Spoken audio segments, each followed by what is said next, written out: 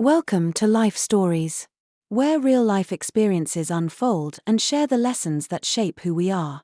Today's story is one of betrayal, resilience, and the power of self-discovery.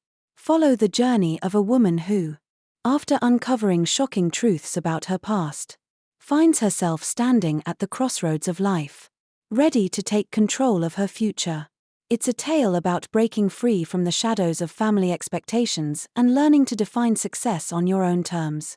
Don't forget to subscribe to our channel to begin today's story with us. You won't want to miss it. It was my 40th birthday. A milestone. No doubt. One that should have been a time of celebration, joy, and reflection. The cake sat before me, its 40 candles flickering in perfect formation, casting a warm glow over the room. The rich chocolate ganache frosting, carefully crafted by our family's favorite bakery, promised sweetness, a small indulgence in a world that had, for most of my life, seemed so simple, so familiar. Yet, as the room gathered around me, my heart began to feel something else. My adoptive mother, Susan, led the chorus of Happy Birthday with her signature voice. Its warmth unmistakable. But something was off. I had known Susan for 4 decades. And in all those years, I had never heard her tone so strained. Her smile didn't reach her eyes. And it was then that I realized something was terribly wrong. I tried to ignore the gnawing feeling in my stomach as I blew out the candles in one go. Everyone clapped. But the applause felt hollow. The sound echoed. But it lacked the warmth I had always taken for granted. The air felt thick. And I suddenly wished that the night would just end before anything could break the illusion I had so carefully built around my life. We need to have a family discussion. Susan's voice broke through my thoughts. I didn't want to hear it. I wanted to cut the cake, eat the rich chocolate, and forget whatever strange tension was hanging in the air. My sister Heather exchanged knowing glances with our brother Ethan. And I knew, deep down, that they knew something I didn't. The pit in my stomach grew deeper. Can't it wait until after cake? I asked, trying to keep my voice light, attempting to smooth over the discomfort I felt clawing at my chest. I was so desperate to hold on to the normalcy of the moment. No, Susan said firmly, her voice trembling slightly. Everyone, please move to the living room. We shuffled together, like soldiers marching to an unknown fate. And I took my usual seat in the familiar leather armchair, the one I'd claimed as mine since childhood. The smell of old wood, worn but comforting, filled my senses. I leaned back, trying to force myself to relax. But nothing about this felt right. Heather perched on the arm of the sofa, her body tense, while Ethan stood by the fireplace, refusing to meet my gaze. Susan clasped her hands together in front of her, the tension radiating off her. Lily, she began, and my heart seemed to skip a beat. It was the first time she had called me by my full name in years. There's something we've needed to tell you for a very long time. Her hands were trembling now, and I couldn't look away. My mind was racing, but I couldn't make sense of what was happening. She paused for a long moment, as though weighing the consequences of what she was about to say. Her knuckles turned white from the force of her grip. You're adopted. The words hit me like a physical blow, knocking the breath out of me. I sat there, in stunned silence, waiting for the punchline, for the laugh. Anything to show that this was a cruel joke, a birthday prank. But there was nothing. Just the heavy silence that followed her confession. What? My voice barely came out as a whisper, as though the very air had been sucked from the room. There's more, my father Greg added, his face ashen, his voice distant. The family has decided it's best if we part ways. Part ways. The words didn't make sense. They didn't belong in this conversation. I blinked, trying to comprehend what he was saying. Part ways, I repeated, my voice thick with confusion. What does that even mean? Heather, always the practical one, straightened her spine and met my eyes. It means exactly what it sounds like. Lily. We're severing ties. Legally. Personally. I could feel the world spinning beneath me, like the floor had suddenly disappeared. But why? Why now? Why at all? Susan didn't meet my eyes. Instead, she stared down at her lap, her voice barely above a whisper. It's complicated, she said. There are financial considerations, family matters. Family matters.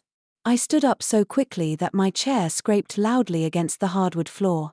My heart was pounding in my chest as I tried to make sense of what was happening. I am family, I shouted, the words escaping before I could stop them. I've been your daughter for 40 years. Heather's sharp tone cut through my shock. You were never really family, she said. Her words cold and final. The sting of her words hit harder than anything else. I had always thought of us as a family, bound together by love, by years of shared moments, laughter, and tears. Yet here I was, being told that all of it was a lie, that I wasn't really part of them. Ethan, who had been silent up until now, finally spoke. Don't, he said softly, his voice almost a plea. Let her finish. I wanted to scream, to run away from this nightmare. But something inside me forced me to stay, to hear it all. The pain was almost unbearable. But I needed the truth. Let's hear exactly what my sister thinks. I snapped, turning toward Heather, my anger replacing the shock I'd felt moments before. Heather didn't flinch. I'm not your sister, Lily, she said sharply. This isn't personal. It's business. The family trust. The company shares, they're meant for blood relatives. My legs threatened to give out. But I managed to steady myself, my hands clutching the back of the armchair as if it were the only thing holding me up. So this is about money? I asked bitterly. You're throwing me away because of money? We're not throwing you away. Susan protested weakly, but I couldn't bear her words. We're just redefining boundaries. Redefining boundaries. On my 40th birthday. After everything I had done for them. After all these years of believing we were a family. This was how they repaid me. I laughed. A harsh, hysterical sound that didn't even resemble the woman I once was. Redefining boundaries. After lying to me my entire life. Greg's voice broke through the tension. We gave you everything. Lily, he said, his eyes wide with guilt. A good home. Education. Opportunities. I grabbed my purse from the coffee table and stood there, trembling with rage and disbelief. Well, congratulations, I said bitterly. You've succeeded in giving me the worst birthday gift possible. Susan reached out for me, but I stepped back, unable to bear her touch. Don't touch me, I whispered through tears, my vision blurring. The front door was the only thing that seemed real in that moment. I never want to see any of you ever again, I said, my voice breaking as I backed toward the door. Violet's voice followed me as I fled. You're being dramatic, she called out. This was always going to happen eventually. As I stepped outside, the cool night air hit me, and for the first time in what felt like forever, I was alone. The world seemed to stand still as I gazed through the window at the birthday cake still sitting on the dining table, its candles cold and useless. My wish for another year of family happiness seemed absurd now. And yet, in that moment, I knew that this was not the end. It was only the beginning. 3 days had passed since that devastating night.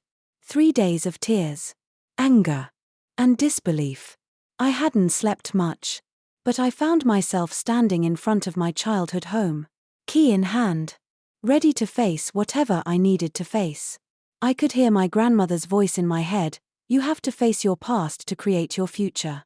But how could I reconcile this life, this family, with the truth I had just learned? I knew Susan and Greg would be at their country club. The routine hadn't changed in over 20 years. I had seen them in that same familiar setting, gathered with their friends, discussing business deals, exchanging pleasantries. Never a hint of what lurked beneath. The house, however, felt different now. Hollow. Somehow. The walls that had once been comforting seemed like they were closing in on me. With a deep breath, I let myself in. The house creaked as I walked through the hallway. Each step a memory. This had always been home. Or so I thought. The photographs of happy holidays, family gatherings, birthdays. They all seemed like elaborate props now, shiny. Staged representations of a life that was nothing but a lie. The attic door was just where it had always been. I had spent so many hours up there as a child reading, hiding, escaping when things got too overwhelming. Today, the attic felt like a tomb of memories I wasn't sure I wanted to unearth. But I had come for answers. It was time to find them. I climbed the stairs to the attic slowly, the dust motes dancing in the sunlight that streamed through the cracks in the old beams. The musty air made my skin prickle. But there it was, Grandma Ruth's trunk. The one she had left behind when she moved to Vermont. The one filled with the remnants of my childhood. My fingers hovered over the latch for a moment before I opened it. "Need help?" a voice asked from behind me. I froze, my heart racing as I turned to see Sam standing in the doorway. His face was unreadable, but his eyes avoided mine. "You scared me," I said, clutching my chest. I hadn't expected anyone to be here, especially not Sam. He shrugged, looking uncomfortable. "I thought everyone would be out. I skipped golf today." I turned back to the trunk, not wanting to face him. The past seemed so much easier when it was just memories. When it was just pieces of my life I could neatly compartmentalize and bury. But this was real, and I had to deal with it. "I need answers," I whispered. Sam climbed the stairs slowly, still hesitant. "I found out when I was 16, he said quietly. "I overheard Mom and Dad arguing about the trust fund. I didn't know what to do with the information, so I kept it to myself." I let out a bitter laugh, the truth settling heavily on my shoulders. 14 years. Sam. 14 years of being kept in the dark. He didn't answer. Instead, he glanced at the trunk, clearly unsure what to say next. I pulled at the latch, frustrated by its stubbornness. The brass didn't budge. My tears threatened to spill as I yanked it open, finally releasing the secrets hidden within. "Here. Let me." Sam stepped forward, his hands more skilled than mine.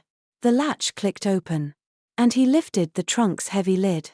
Papers scattered across the floor like autumn leaves, the fragile pieces of my past finally falling into place. "What's all this?" Sam bent down to help gather the papers. His fingers trembled as he picked them up, but he stopped suddenly when I snatched a yellowed envelope from the pile. It had my name written on it in Grandma Ruth's elegant handwriting.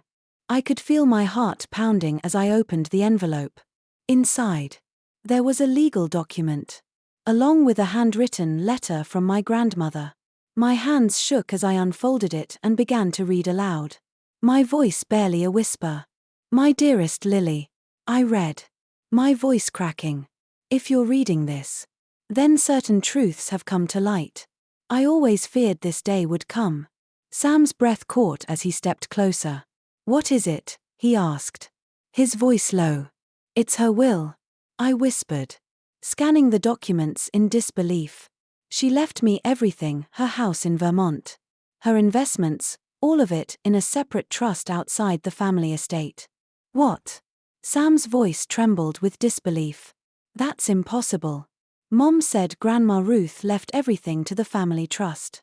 I shook my head, tears streaming down my face. She knew. She knew what they might do. And she protected me. Grandma Ruth, she was the only one who saw this coming. Sam stood still, the weight of the situation settling over him. "Mom's going to lose it," he muttered, the words hanging in the air like a threat. I folded the papers carefully, a sense of calm sweeping over me despite the chaos. "Good," I said softly. "I'm going to do exactly what this family never thought I could. I'm going to make something of myself on my own." Sam looked at me, a mixture of pride and regret in his eyes. I should have told you sooner," he said quietly. I gave him a small smile. one that was tinged with sadness. It's too late for that now. For a moment, we stood there in silence, surrounded by the remnants of a life that no longer belonged to me. The past had shattered, but in its wake, I saw something new, something stronger. I stood up, clutching the documents to my chest. I'm done, I said, my voice resolute. I'm done living in the shadow of this family. It's time to build my own future. Sam watched me leave, and as I descended the attic stairs, I felt a weight lifting off my shoulders. The answers had come, and with them, a new beginning. I was no longer defined by what I had lost. I was ready to take control of my life. The first step had already been taken, and this time, it was mine. The days after finding Grandma Ruth's will passed in a blur. I spent hours on the phone with lawyers, organizing the paperwork, and figuring out what to do next. It wasn't just the inheritance that had shaken me, it was the realization that I had been living a lie for 40 years. The people I had called family weren't really family at all. The trust, the inheritance, and the family business, these had all been hidden from me. And for the first time in my life, I understood that I was alone in a way I hadn't ever fully grasped before. I knew one thing for sure, I wasn't going to crawl back to them. I wasn't going to beg for their approval. I would take control of my own future, and I would build something for myself. For the first time in my life, I had the opportunity to define who I was without their influence. I stood in front of my mirror one evening, looking at myself in disbelief. Who was this woman staring back at me? The daughter who had been rejected by her family, the woman with a future filled with uncertainty but also incredible possibility. I smiled at my reflection, a small flicker of hope lighting up in my chest. It wasn't the kind of hope that had been handed to me by a family who had always made decisions for me. This was a hope I had to create on my own. I called Jack that night, my best friend who had always been my sounding board.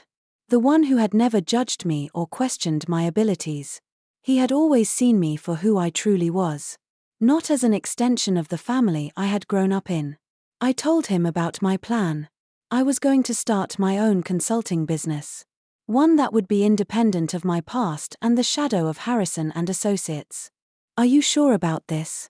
Jack asked over the phone, his voice a mix of excitement and concern. It's a huge step. You've always worked behind the scenes. I've been working behind the scenes for them my whole life. Jack, it's time to step into the light. I've got everything I need to do this. And I'm ready to show the world what I'm capable of. No more hiding. The decision was made. I hired a lawyer to handle the formalities of Grandma Ruth's will, ensuring that everything was transferred to me without interference from my adoptive family. The next few weeks were a whirlwind of meetings with business consultants, real estate agents, and contractors. I found an office space in the city, a modern, open-concept building with floor-to-ceiling windows that let in natural light and gave the space a sense of openness and possibility. It was the perfect place to begin the next chapter of my life. As I walked into that office for the first time, I couldn't help but smile. This was mine. This was my chance to build something from the ground up. Something that would be entirely my own. No legacy of deceit. No shadow of the Harris name hanging over me. Just me, my skills, and my determination. I invited Jack to help me set up the space. He was thrilled. But I could tell he was worried too. You've really thought this through, haven't you? He asked, standing in the center of the room, surveying the empty space. I have, I said, my voice steady. It's all coming together. Jack, I'm going to build something that will last. Something that will make Grandma Ruth proud. We'll make it happen, Jack said, his smile wide and genuine. I'm in. Lily, we'll take this on together. But even as I worked to establish my new business, a small part of me couldn't help but think about the family I had left behind. I didn't want to, but the weight of their rejection sat heavily on my chest. I couldn't shake the memories of my mother, my father, my brother and sister. We had shared so many years of birthdays, holidays, and fleeting moments of happiness. And yet, all of it had been a lie. They had chosen money and power over me. But then I would look around my new office, at the walls that were beginning to fill with the first traces of a future I was building on my own terms. And I realized, the pain of their rejection would never go away. But I had the power to move beyond it. I was no longer the person who would allow herself to be defined by their choices. I was Lily, the woman who was going to make her own mark on the world. I made calls to clients, arranged meetings, and slowly started to build my team. The support from people who believed in me not because of my last name, but because of my work ethic and my vision was overwhelming. They didn't know my past. They didn't need to. They only saw me for what I had to offer in the present. And as I sat in my new office, the weight of the past finally began to lift. The future was mine, and I was going to make it count. The Harris family, what was left of them, no longer had a hold on me. I was Lily, the founder of Franklin Consulting. And this was just the beginning. It had been several months since I started Franklin Consulting. The first few weeks were filled with nervous anticipation. But slowly, surely, everything began to fall into place. The office was bustling. The team was growing. And clients were impressed by the work we were doing. It was hard to believe that only months ago, I had been sitting in that cold, empty house, shattering the illusions I'd built up around my family. Now, here I was, building something that was mine, something real. It wasn't all easy, though. There were days when the pressure of it all felt overwhelming. Some nights, as I sat in my office working late, I couldn't help but feel the ghost of my past hovering just outside the door, like a shadow I couldn't escape. The family I had left behind still loomed over me in ways I couldn't always explain. I wondered what they were doing, what they thought of my success, my newfound independence. But then there were the days when I would walk into the office, greeted by my team, the energy and excitement of new projects filling the air, and I realized that this was my family now. These people, these colleagues, had become my support system. They believed in me because of what I was doing, not who I was born to. It was a revelation I never could have imagined before, what it meant to be truly seen for who I was, not for the last name I carried. One afternoon, as I was wrapping up a meeting, I received a message from my brother Sam. The text was brief. Just a few words: "Can we talk? I'm in town." I hadn't spoken to anyone from my adoptive family since the night they told me I wasn't really theirs. I had no idea what Sam wanted. But I knew it was time to face whatever had been left unsaid. I didn't expect any apology or grand gesture from him after all. He had kept the secret for years, but there was a part of me that still longed for some kind of closure. We met at a small cafe downtown. I wasn't sure what to expect. But as soon as I saw Sam sitting there, looking almost too clean-cut in his suit, I felt a rush of conflicting emotions. He looked the same, yet somehow different, older, weary in a way I hadn't noticed before. "Lily," he said quietly as I sat down, his gaze lingering on me as though he were seeing me for the first time. "I didn't think you'd actually show up." I didn't respond immediately. There was a lump in my throat, but I swallowed it down. "What's this about, Sam?" "I don't really know how to start," he said, his hands fidgeting with the edge of his coffee cup. "But I wanted to apologize.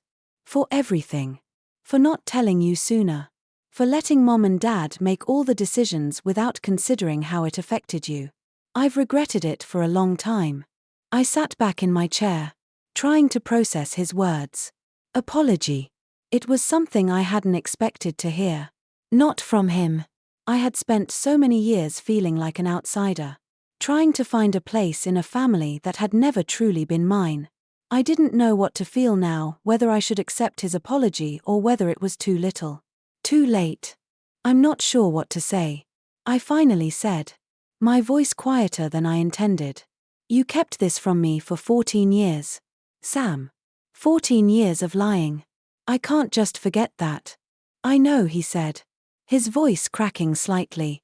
"I don't expect you to forgive me right away. I just want you to know that I'm sorry. And I understand why you left. I nodded slowly, still unsure. It wasn't just about the adoption. It was about everything, the way I was treated. Like I didn't matter unless I could contribute to the family business. I was never good enough for you. For them. And I'm not going to pretend that doesn't hurt. Sam looked down, a deep sigh escaping his lips. I know. Lily. I know. There was silence between us. A tension that felt almost unbearable. It wasn't that I wanted to fight. I just wanted to make sense of the years of confusion. Of betrayal. Of wanting something from people who had never truly seen me. Finally. I spoke again. I've built something now. It's my own. I don't need anything from you. But I'm still your sister. Sam. And despite everything that's happened, I'll always care about you. His eyes brightened a little. As though he hadn't expected me to say that. I'm proud of you, he said quietly. You've done something amazing with your life. I nodded. Though I couldn't bring myself to smile. The past was still too fresh. The wounds still too raw. But in that moment, I realized that closure wasn't something I could find with them. It wasn't something that would come from their words, their apologies, or even their understanding. It had to come from me, from my own heart. My own choices. Do you want to meet up again? Sam asked. His voice hopeful. As though he were testing the waters. I considered it for a moment. Then shook my head. I don't know. Sam. I think we both need time to figure out where we go from here. He nodded slowly. Looking down at his coffee cup. I get it. Just, don't forget about me. Okay. I stood up. Gathering my things. I wasn't sure where things would go from here. Or if they would go anywhere at all. But I had made my choice. I wasn't going to let the past hold me back. I had a life to live. A future to create. And this time, I was the one in control. As I walked out of the cafe, I felt a strange sense of peace settling over me. I wasn't looking for reconciliation. Not really. I had already made peace with myself. And that was enough. As the days went by, I found myself stepping further into the life I had built. One that was truly mine. The echoes of the past faded into the background as I focused on my work, my clients, and the team that had come to feel more like family than the one I had left behind. I learned that family wasn't just about shared blood, it was about the people who stood by you. The ones who believed in you when you had nothing to offer but your heart and your dreams. In the end, I realized that all the pain and betrayal had led me to this point. It had pushed me to take control of my own destiny. To build something that was uniquely mine. The challenges I faced along the way had made me stronger. More resilient. I didn't need the approval of a family that had never truly understood me. What mattered was that I understood myself now. Looking back, I could see how everything had aligned in ways I hadn't expected. The journey I had taken wasn't easy, but it had been necessary. And in the midst of it all, I had found my purpose. I had found my strength. Thank you for joining me on this journey. If you enjoyed this story, be sure to subscribe to our channel to stay updated on more life stories like this one. Life has a way of teaching us lessons when we least expect it. And it's in these moments that we discover who we truly are. Until next time. Remember, sometimes the hardest challenges bring the most profound rewards.